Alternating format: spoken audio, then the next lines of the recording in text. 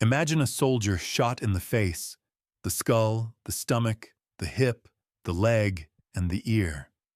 A man who lost an eye in one war and a hand in another. Who survived 2 separate plane crashes, and once, when a doctor refused to cut away his ruined, dying fingers, calmly reached down and tore them off himself. Now imagine that, after a lifetime of this, he looked back on all the carnage and decided he had loved almost every moment of it. This is not a legend.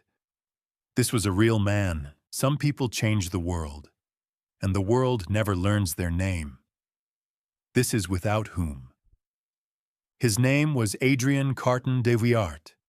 He was born in 1880 into a wealthy aristocratic family and raised between Belgium and England.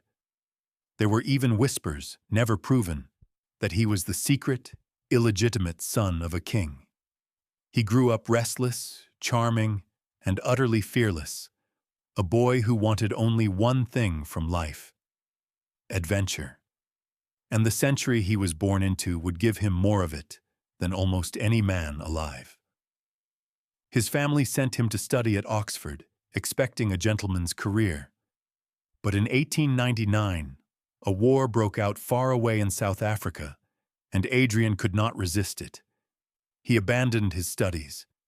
He lied about his name, and he lied about his age, and he ran away to enlist as an ordinary trooper, desperate to reach the fighting before anyone could send him home. He found the fighting soon enough. In his very first war, barely out of boyhood, he was shot in the stomach and the groin and sent home to recover. His father was furious. The boy had thrown away Oxford and nearly his life for nothing. But Adrian had discovered something. He was not afraid of war. He was drawn to it, the way other men are drawn to peace. And the world he lived in would never run short of wars to offer him.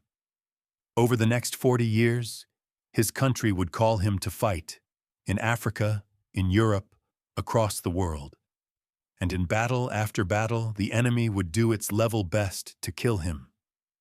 They would shoot him to pieces.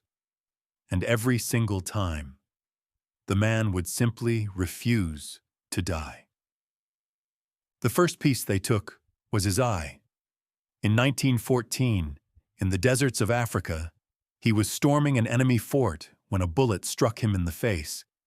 It cost him his left eye and a part of his ear. He survived, of course, and from that day on, he wore a black patch over the empty socket, which only made him look more a pirate than a gentleman officer. Then came the Great War, and with it, his hand. Wounded again, his fingers were left mangled and dead, and the surgeon told him they could not yet be removed. Adrian disagreed.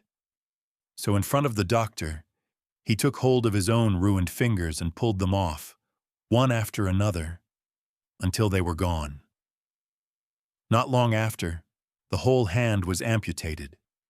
He simply shrugged and went back to the war. By now he was becoming something extraordinary to look at. One eye, one hand, an empty sleeve pinned up across his coat, and a calm, cheerful smile, as though none of it troubled him in the slightest. Other men, broken far less than this, went home for good. Adrian simply healed as best he could and returned every single time to the front line and the guns. And he did not hide at the back. He led from the very front, always, walking upright through the chaos as if the bullets were beneath his notice. His men were terrified for him and inspired by him in equal measure. To follow such a man was to believe, against all reason, that you too might come through anything at all. In the summer of 1916, during one of the bloodiest battles in human history, that courage reached its peak. 3 other commanders around him were cut down, and Adrian took control of all of their men at once, holding the line under withering fire and hurling grenades. As his own men told it, he pulled the pins with his teeth, having only one hand left to throw with.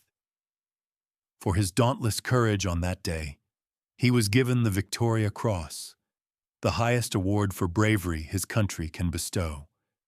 And still the wounds kept coming. Across that one war, he was shot through the skull and the ankle and the hip and the ear. Time after time he was carried off the field broken and bleeding, and time after time he stitched himself together and came back for more. He buried none of his spirit with the pieces he left behind. When that war ended, most men who had seen such horror could barely speak of it. Adrian sat down and cheerfully wrote his memoirs, and of those long years of mud and blood and unimaginable loss, he set down one simple, astonishing line. "Frankly," he wrote, "I had enjoyed the war. You might think that would have been the end of his soldiering. It was not." When the world went to war a second time, Adrian, now past 60 years old, an old man with one eye and one hand, volunteered all over again.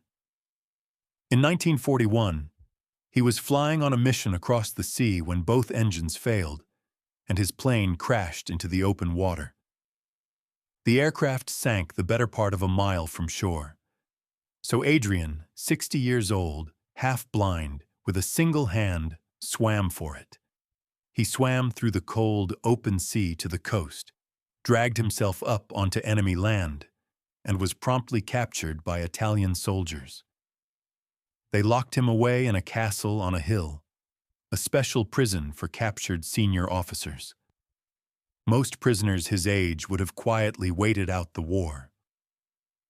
Adrian tried to escape again and again. He spent months digging a tunnel through the rock by hand. And on one attempt, this old, one-eyed, one-handed man, who could not speak a word of Italian, got out and stayed free in the heart of enemy country for 8 whole days before they ran him down. In the end, it was not a wall that freed him, but the war itself. When Italy turned against the Germans, his captors suddenly needed him, and he was released to help arrange the surrender. And even then, he did not go home to rest. Churchill sent him halfway around the world, to China, to serve as Britain's personal envoy in the East. Stop and count the cost of this single life. An eye lost in Africa. A hand torn apart in France.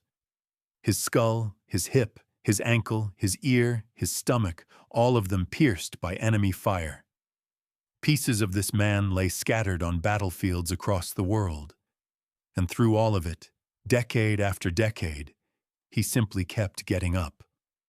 Finally, when there were no more wars left for him to fight, the old soldier laid down his sword for good. He retired to a quiet country house in the green hills of Ireland, and he spent his final years doing the gentle things at last. Fishing in cold, clear rivers, walking the hills, an old warrior strangely at peace with the world that had tried so very hard to kill him. He died in 1963, in his own bed, at the age of 83, which may have been the most improbable thing he ever did. And today, almost no one remembers his name. There are no statues to him in the town square, and no films.